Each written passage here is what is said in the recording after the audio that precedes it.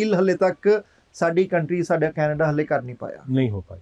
I think we're beginning to see how it is that the president has been able to bulldoze over this prime minister. He won't even stand up when he is confronted by the Americans. Just over an hour ago, a report came out that the U.S. Commerce Secretary said there will be no relief for Canadian-made automobiles going into the United States. The Prime Minister is back down on counter tariffs, back down on the DST, back down on defense.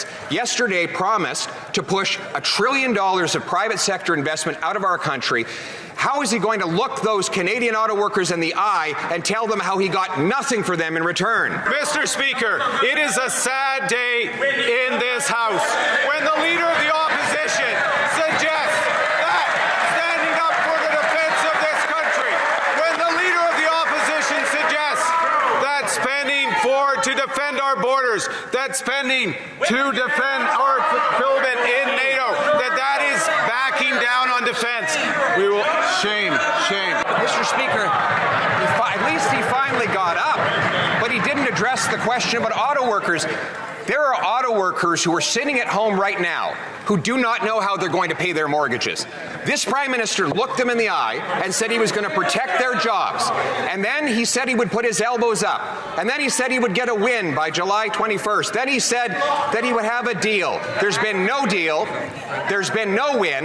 And now for these workers, there is no job. Today we learned that he's backing down again on auto tariffs. Why is it that he's selling out our auto workers at a time when they need him most? Japan, the European Union, the United Kingdom, every other country in the world is paying a higher tariff than Canada has gotten on automobiles. And we are not done. That is why we have not signed an accord on autos. That is why we are fighting hard for our auto workers. And I put the President on notice yesterday about the consequences of not having that accord. Mr. President, you have been warned. If you put in another tariff, he's going to give you yet another $1 trillion. This is the tough negotiator that we hired? The guy who broke his promise to have a deal on July 21st. A guy who broke his promise to negotiate a win, who simultaneously removed the counter tariffs while he was giving speeches promising to have them in place.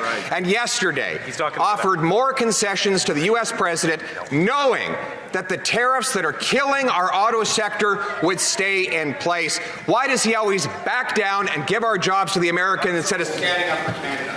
Mr. Speaker, and I think this is important for the entire House to understand.